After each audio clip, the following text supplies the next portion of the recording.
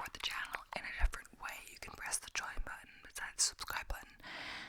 Basically, you get access to 2 exclusive videos per month if you do that.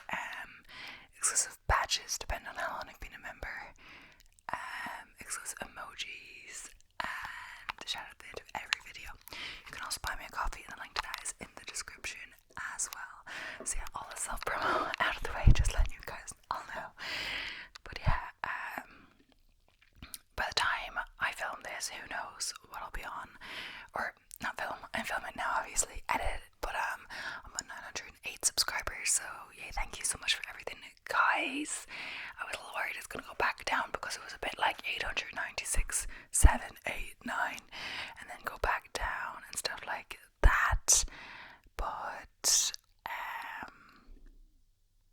it has gone up. It's 908, so it's very unlikely it's gonna go back to 900, which is great. And yeah, it's a bit annoying when it's like going up and down, but yeah, some people don't like it or as much, and then other people join, so it's like not necessarily the same person that's just subscribed is desubscribed, and it could be someone else from a while ago. But yeah, news. It's my non-run day today, so after this I'm going to do an indoor workout, like a strength train from the Lily Sabri app, which I use. Not sponsored, obviously, but yeah. Time to make my coffee. It's still really warm. It's nice. Just made it. But yeah, I'm thinking explosive leg day. Like I sometimes the day before I kind of just I'm interested in what's out, and I got onto the new week. And you don't have to do like the week that they're on. You can do any of the previous guides, etc.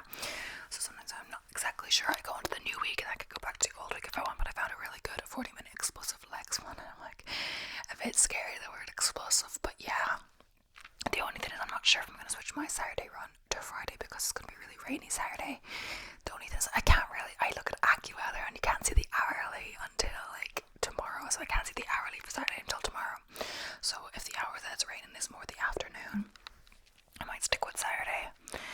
But if it's really exactly what I'm going to do my run, like the morning, I don't know, because it's going to be super long on Saturday. It's going to be 19 miles, but who knows, by the time I get around to editing this I may already have done it. We'll see. I might add a text, I'm not sure if people just listen to my videos or they also watch them, because sometimes if I make a mistake or something I will put it in text or like an update or whatever like that, because there's no real good way to do it with the audio, so I'll just put it over with text, so if you're not actually physically watching you won't see. So if I do ever make a mistake, I probably might have corrected myself with text over top if you're not actually watching the videos. But either way, I think it is time to get on to the video quickly enough for me at least. But this, I thought like, oh, this is kind of familiar, etc. But I was thinking, oh yes, I did a scam artist videos the other day, so not necessarily it was more on the scam artists themselves, like the person, but also on some scams they did. But this is a bit different. It's a kind of similar vibe, but it's about unsolved heists, I think, or maybe not always unsolved, biggest heists. I'll see when I'm reading them, and then I'll title the video accordingly. But 2 of the articles are unsolved heists, and then some are just biggest heists, so who knows if they're solved or not. Forewarning, I'm going to skip the ones I've done videos on, because I have done true crime videos on Isabella Gardner Museum and the Antwerp Diamond Heist. I've done videos about those, so I'm going to skip that because there's so much detail in the video I don't need to go on again. But yeah, and there's something about DB Cooper and a stolen plane. I did touch on that in my mysteries video, so I will skip that one, I'm pretty sure. Per se, but there's lots of other ones that I haven't done. So the first one is the Isabella Stuttgart Museum. I'm going to skip that one. So we're going to go onto this article straight onto the Tucker Cross theft. So in 1955, a Bermudian man named Teddy Tucker was scuba diving in the wreckage of the San Pedro, a Spanish ship that sunk near the Florida Keys during a hurricane in 1594. And he found this 22-carat gold and emerald cross. He brought it home and sold it to the government of Bermuda, and it was displayed in a museum on the island that he and his wife owned and ran for several years. Over in 1975, just before an official visit by Queen Elizabeth II, the cross was stolen and replaced with a cheap replica. Authorities don't know who stole the cross, which was considered to be the most valuable object ever found in a shipwreck, or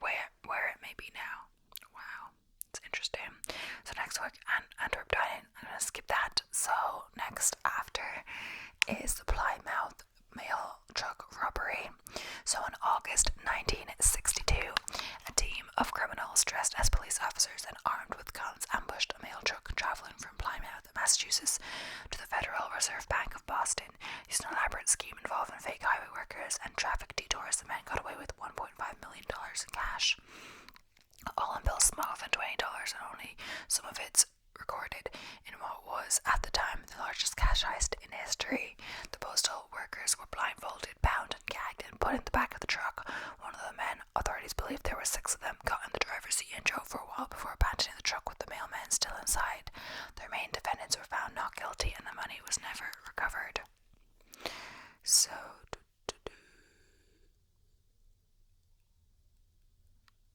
yeah, so DB Cooper and stolen plane, we've done that basically. So Banco, central robbery into Fortaleza, Brazil. Until a 207 bank robbery at the Dar es Salaam investment bank in Baghdad, Iraq. Guinness Book of World Records awarded this heist the titles of greatest robbery of a bank.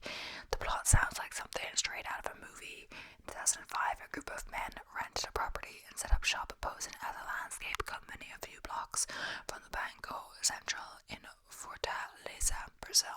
They spent 3 months digging a tunnel about 256 feet long and 13 feet below street level from their office to directly below the bank. Over the course of a weekend in August, they used the tunnel to get into the bank and managed to avoid to disable all the bank sensors.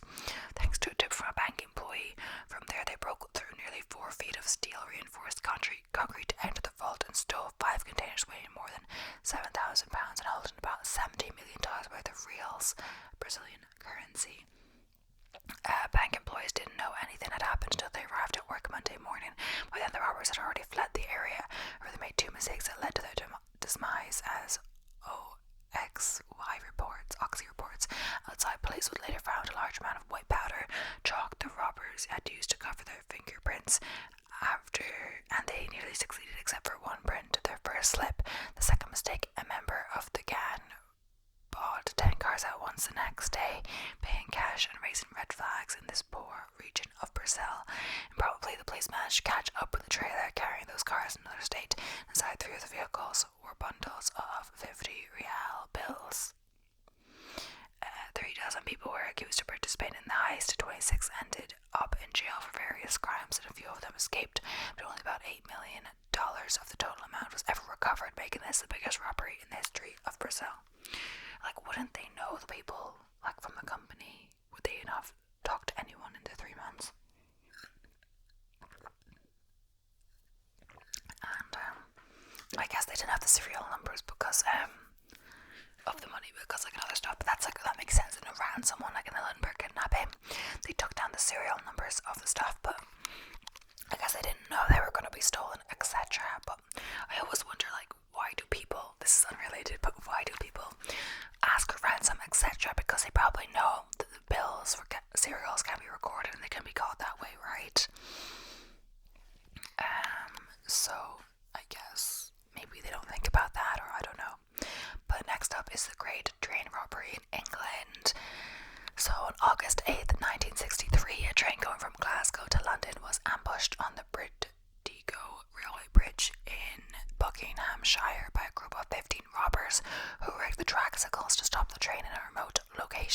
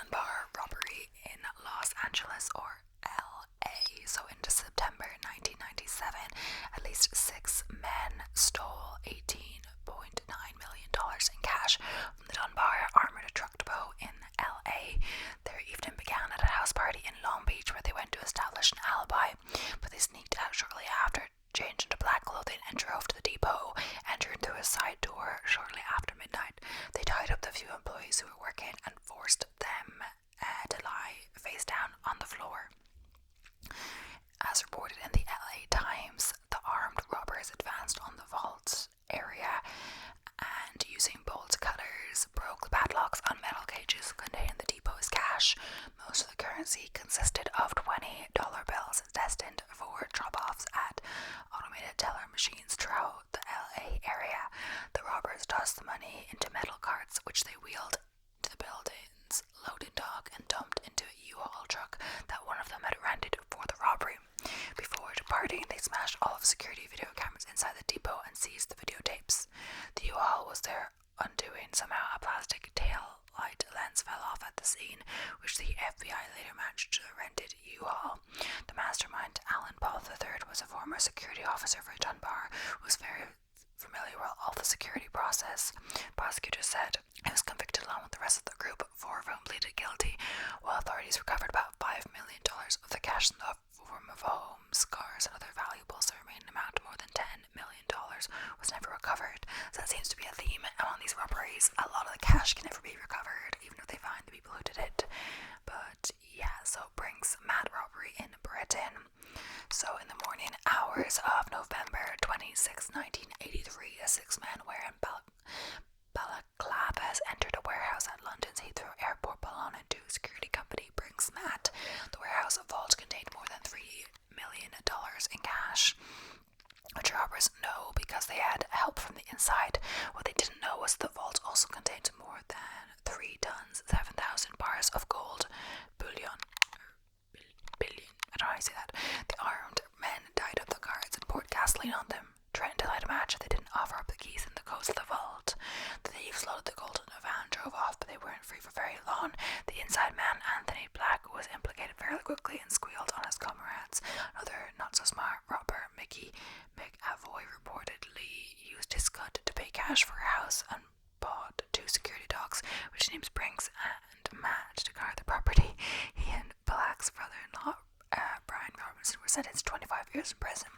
Police never recovered most of the gold. I mean, how would they know the dog's name? Like, was it be friends? Because I assume if he's being investigated, he obviously wouldn't call the dogs by their actual name, you know, if the police were there with him. I guess other witnesses and people who knew him would know that that's what the dogs were called, but yeah. The Harry Winston heist. So, the posh Harry Winston jewelry store in Paris was the scene of a 2008 smash and grab robbery in which 4 men dressed as women stormed into the store, pushed employees and customers into a corner at gunpoint, stole almost every piece of jewelry on display, and emptied 2 storage cases in the back. They made a vast getaway with more than $100 million in merchandise, making it the largest jewel robbery ever in France, one of the largest in the world. The thieves appeared to have inside knowledge of the store, the Guardian reports, because they knew the location of a supposedly top-secret storage box and referred to staff by their first names. 8 men were arrested, while the French media dubbed the steal of a century. The man believed to be the mastermind, Duyadi Yahio, was sentenced to 15 years in prison. The BBC reports, while others received as little as 9 months in jail. According to the BBC, police found $19 million worth of jewelry from the heist stuffed in a train in the Parisian suburb of Saint-Denis, but much of the loot has never been recovered. So yeah, it's interesting. This is definitely written by an American, this article, because like it talks about Americans, and even when it talks about Britain, and then it talks about like dollars, even when the place, you know, Britain, you know, use pounds, and you know, Paris uses euros, you know. It talks about dollars and all of them. But either way, also, of course, you probably know this, but if you're interested in any of this, you'll probably be interested in the series, a Spanish show, Money Heist. It's in Spanish, I think it's Papel de Casa, something like that. In Spanish, it's something like that. Papel de Casa. Yeah, Papel de Casa. So, there's like 6 seasons now, and there's a new spin-off about Berlin, the brother of the professor, right? Berlin TV show. I never actually knew he was the brother of the professor.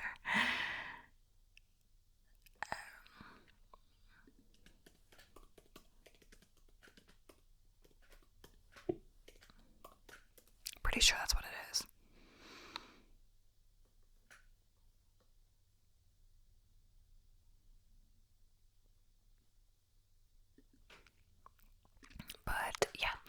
So we have another article that we're going to start now. About Money Heist is that I never actually, I watched like a few episodes, but it was so intense. Like the episodes are so long. It's in Spanish, obviously, but I don't watch it in Spanish because I hate dubs. So I have to kind of be really concentrated while I watch it. What's going on? Even some stuff would, surpass me. Like the robbers were really smart. Like they planned this heist. Because obviously you can't just smash and grab. The place they robbed. They needed like to actually really study it, and that's what the professor did. And he taught the others really well.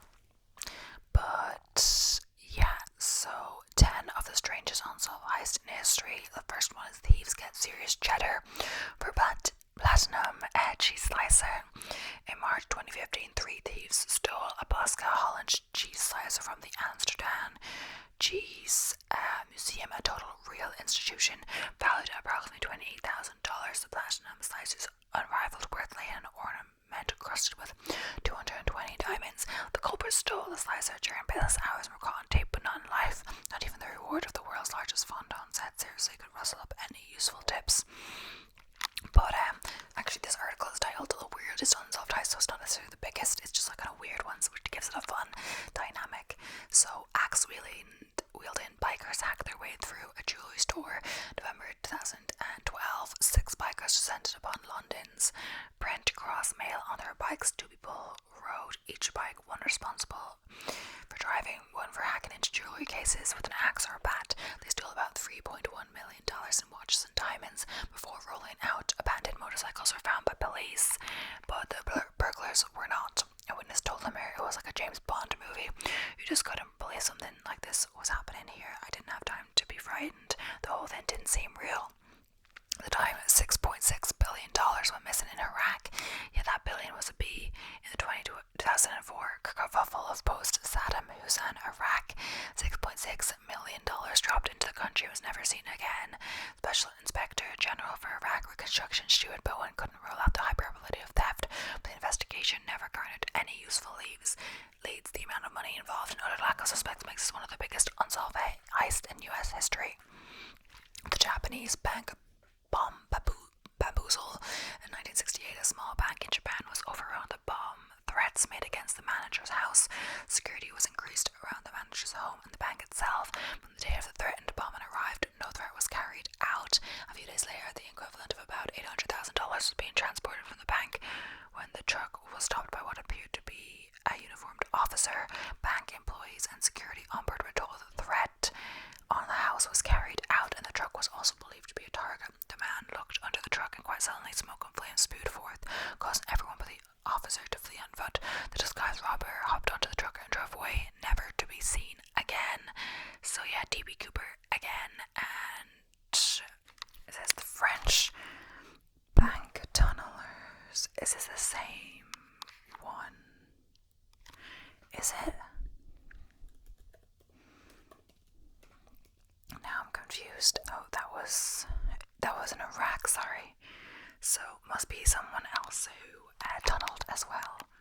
Or people who tunneled. I mean, it's a popular thing to do. In March 2002, taking a page out of notorious criminal Albert Spaghiari's book, a group of Parisian thieves burrowed into a bank through neighboring tunnels. The gang, known as the Termites, collected at least $34 million worth of cash and valuables from 200 security deposit boxes. The bank was closed for renovations at the time, so the gang took its time, spending days breaking in and several hours emptying boxes. Before they left, the termites started a fire that set off the sprinkler system and flooded the building. They were never caught and believed to be behind similar heists in Paris during the following weeks. Interesting. The $1 million lunch heist in November 1969. 3 guards picked up $2 million at the Aqueduct racetrack in Brooklyn, New York. Afterwards, they stopped at a local deli and took shifts having lunch. When they were done, they opened the truck to check on their cargo and found 2 guns staring at them. The guards were handcuffed and transported to a local neighborhood where, in broad daylight, the robbers loaded about $1.37 million, roughly $9 million in 2017, into a waiting car. The rest of the loot, about $700,000,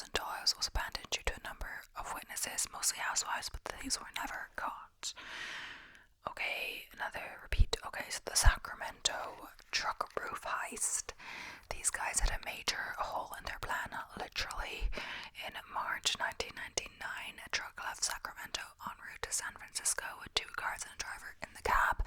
Once in San Francisco, they opened the alarm-sealed truck door to find a wet floor and a lack of $2.3 million. They then noticed a hole in the aluminium roof large enough for a person to slip through. After some investigation, the FBI found a motorist saw someone jumping off the truck near a weighing station, but that's the only glimpse anyone ever caught of the bandit or bandits. The money was divided into small bales, which weighed nearly 300 pounds. Loomis, the company running the shuttle, offered a $25,000 reward for information leading to the event to an arrest, but nothing ever came of it. So the Magic Vault heist at First National Bank in October 1977.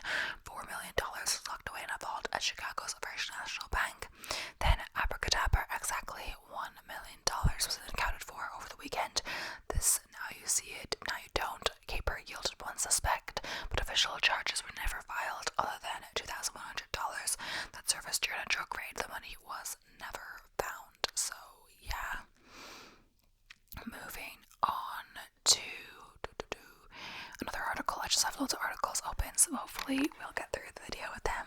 So next up we have Irish crown jewels. I was thinking maybe to do a video on this, who knows now, but I don't know, because I'm Irish, or because there's like also there's a kind of a good, you know, like this appeal with Irish things for some reason.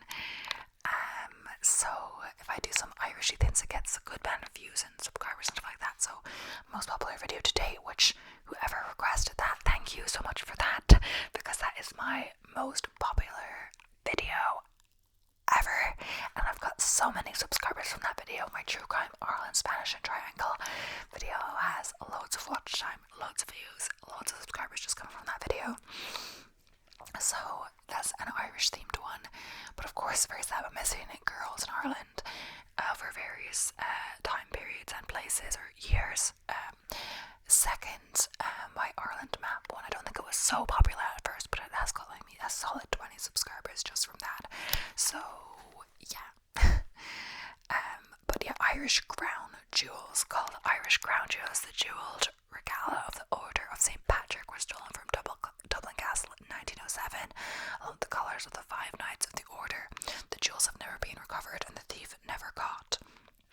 The jewels were stored in a safe and intended to be kept in a newly constructed strong room in the castle. If the safe was too large for the room, it had to be temporarily stored in the office of the Ulster King of Arms, Arthur Vickers. 7 keys to the office of arms were held by Vickers and his staff. Vickers had both keys to the safe, but was known to regularly get drunk on overnight duty. The jewels were last seen on the 11th of June 1907 and discovered missing on the 6th of July. So I'm gonna have some of my coffee. So yeah, because these are, I guess, popular or well-known ones, a few of these between articles are repeats. That's kind of why I opened so many articles. Okay, a few repeats now. We didn't do this one yet. I'm pretty sure. I think.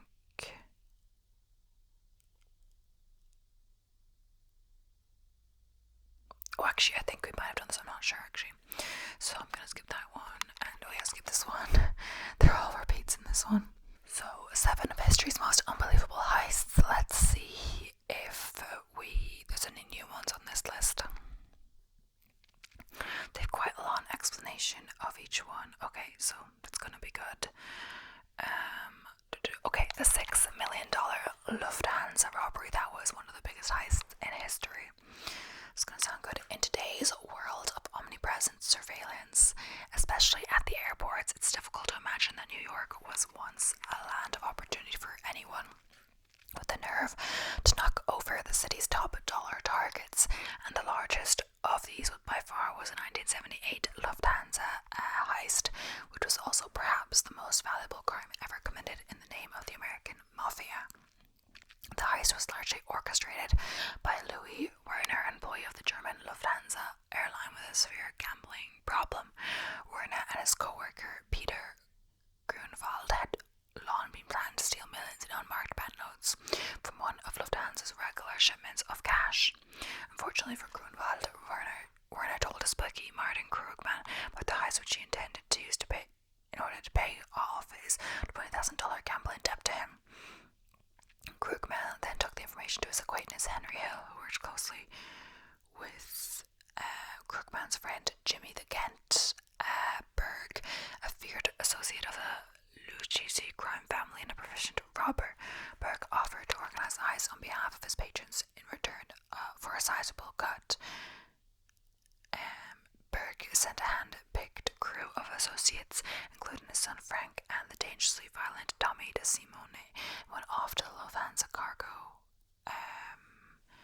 terminal at John F. Kennedy International Airport in the early hours of December 11th, 1978. In just over an hour, the crew took 6 employees hostage and stole nearly $6 million in untraceable cash and jewelry, with a combined value of roughly $23.4 million. The heist had gone off perfectly, but the plot came undone when their getaway driver Edward's tax Parnell messed up. Rather than taking the Ford Econ Olin van they used in the heist to a mob-owned scrapyard in New York, Jersey, Parnell left it parked in front of his girlfriend's house in Carnegie, Brooklyn. The oversight sent Burke into a paranoid frenzy. He ordered the murders of all but 5 of the 13 participants to cover his tracks. Burke and Hill did eventually go to prison, but on charges unrelated to the Lufthansa heist. In the end, the only person to serve time for the heist was Louis Werner, who spent 15 years behind bars for tipping Burke and his gang off. Only a small portion of the stolen money was ever recovered, and the fate of the rest of the fortune may never be known. So just as I was doing that, I feel like I live in quite a quiet area, like in the countryside, and maybe he's doing some work. He's now come back. So it's funny because I don't know what the guy's doing. Either way,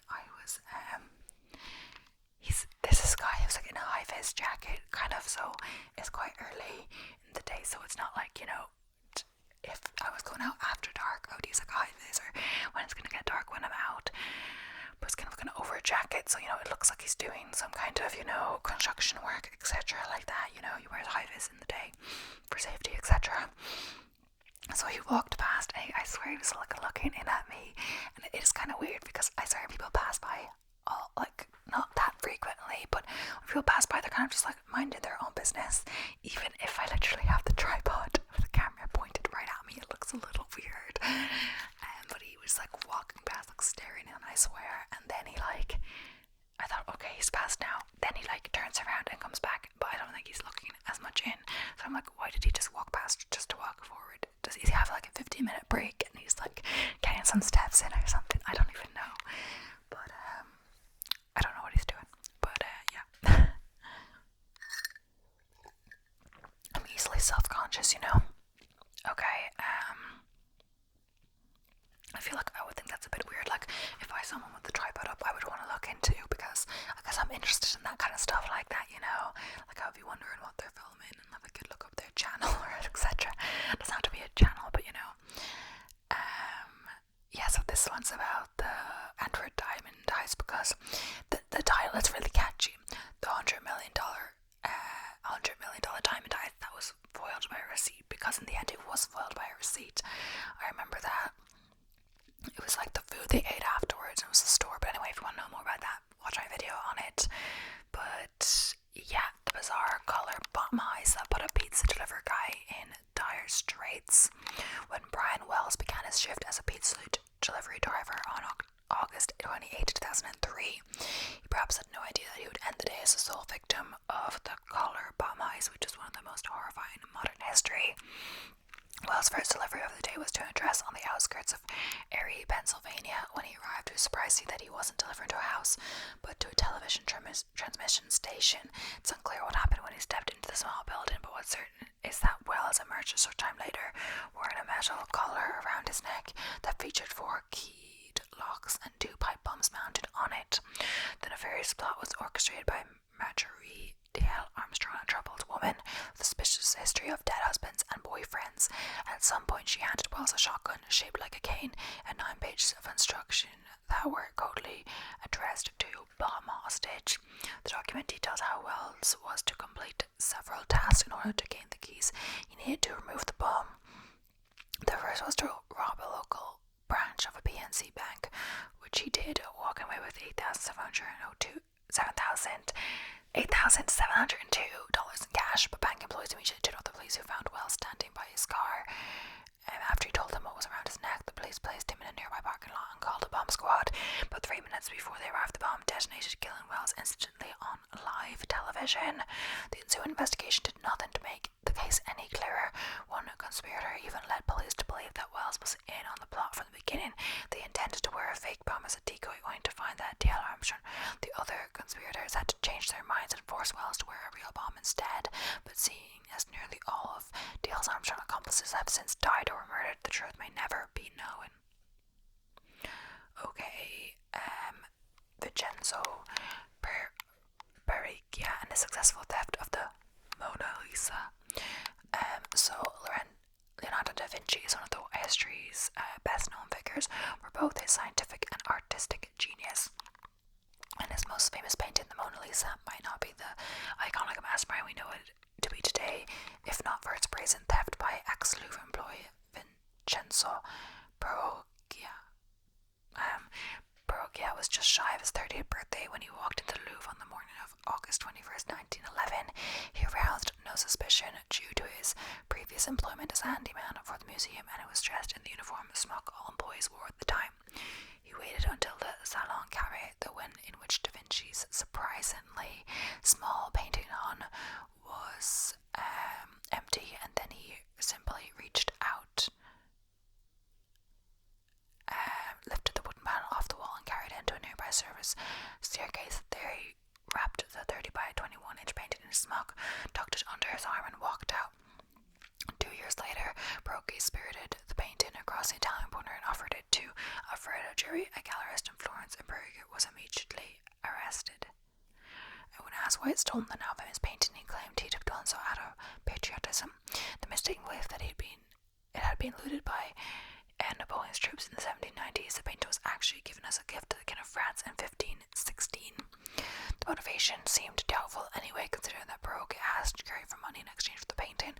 Regardless of Barocchi's motivation, the Mona Lisa was displayed throughout Italy before returning to the Louvre in 1913. Ironically, when Barocchi told that the Mona Lisa was one of Da Vinci's least known, least impressive, and least valuable works, its petty theft changed all that. However, today it's worth at least $860 million, the highest insurance value for any painting in history. I say worth, but they're not really going to sell it, are they? So the next one is D.B. Cooper, and the next one after that is the Great Train Robbery, which I believe we did. Wait, did we not? No, we didn't. I don't think we did. The Great Train Robbery, did we? I can't remember at this point. Oh yeah, we did, okay. So now, moving on to the last article we have, I believe. Hopefully they're not all repeats. Dunbar, yeah, we've done that. I don't think we've done this one. The United California bank heist, stolen $30 million. So, in 1972, Emil Dincio, a professional criminal from Ohio, assembled a gang of 6 robbers and flew them to California. They rented a townhouse and planned a heist on a bank where they had mistakenly heard President Richard Nixon kept a multi-million-dollar slush fund. The crew dynamited their way into the vault, stole $30 million worth of cash and valuables, and fled after meticulously scrubbing down the townhouse. The cops eventually identified the robbers through a generous tip they'd given a taxi driver and through fingerprints found on the inside of the townhome's dishwasher. The British Bank of the Middle East robbery, so stolen, was $20 million to $50 million. In 1976, when Lebanon was in the midst of a civil war, a group of robbers decided to cash in on the confusion. In one of the most brazen robberies of all time, the group used explosives to burst through the wall of a Catholic church and enter the neighboring British Bank of the Middle East. They brought with them professional locksmiths to crack open the vault. The robbers made off with $44.5 million in cash, stocks, gold bars, jewels, and other valuables. None of the loot was recovered, and no one was arrested. Today, the stolen goods are worth more than 3 times their value in 1976. So the Northern Bank robbery, stolen was $41 million. The week before Christmas, 2004, robbers in Belfast, Northern Ireland, dressed as a police officer and entered the homes of two bank managers. Their families were held hostage and the managers were instructed to go to work as normal. The next day, when the workday ended, the managers let the thieves into the bank where they stole about 26.5 million British pounds, additional foreign currencies, and the biggest bank robbery in Irish history. The case is still unsolved, and so far only one person has been arrested for money laundering. I guess in that case they either don't know who really did it, or if they give them away, they fear they may retaliate on their families, because that's the only reason they let them in, is because they left their families hostage. Depending. Like some people, like if they threatened their lives, they'll be like, take my life, yeah, whatever. But if they threaten their family's life, they'll be like, no, depending, if they just threaten their life, maybe they would have been whatever. But it seems like in a lot of these things, like the way them is to go after their children or wives, etc. I don't think I've done this one, the Securitas Depot robbery.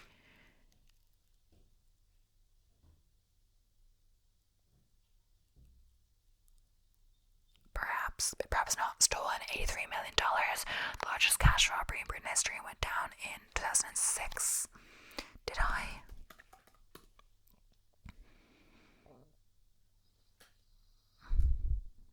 Largest cash heist in history. Okay, so yeah, I think I'll just do that one. Yeah, at a security services company's warehouse in Kent, inside man filmed the interior of the Securitas Depot in preparation. Then man, clad in elaborate masks, kidnapped the branch manager and held his family hostage. The robbers took him to the warehouse and forced him to give them access to the cash cages. The crew stole about $83 million. Despite their clever disguises, some of the robbers were caught, and the makeup artist who designed the mask became a key witness in the case. The Night Bridge's security deposit robbery, stolen $97 million. Valerio Visay, who was already wanted for more than 50 armed robberies in Italy, almost committed the perfect crime in London in 1987. He and an assistant walked into a bank and asked to rent a safe deposit box. When the men were shown to the vault, they pulled out guns and overpowered the bank manager and guards. After putting a closed sign on a bank door, they let in some friends, broke into as many of safe deposit boxes as possible, and made off with millions in cash and valuables. Steve fled to South America, but was eventually arrested when he returned to England to ship his Ferrari to his new home. Okay, I think the Dar es Salaam, I'm pretty sure we did that, and the Central Bank of Iraq, I think we did that one as well. It's a bit confusing. I'm not sure, because some of them, were in similar places or in same places, so I'm not sure if they're the repeats or not.